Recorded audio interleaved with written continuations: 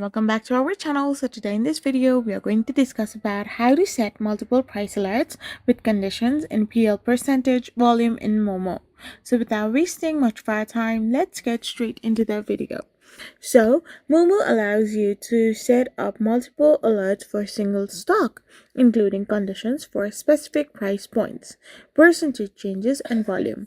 However, you cannot set a single complex alert that requires multiple conditions, example, a specific price and a specific volume to be met simultaneously within the standard alerts feature.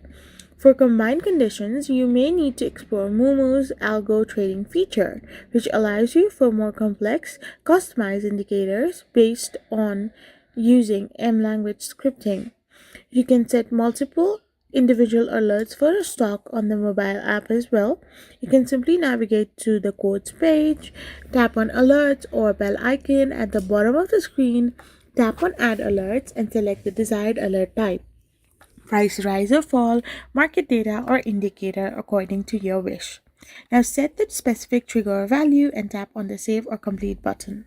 I hope you found this video helpful, so don't forget to hit that subscribe button and to give us a thumbs up. We will be back again with more informative videos. Thank you for watching.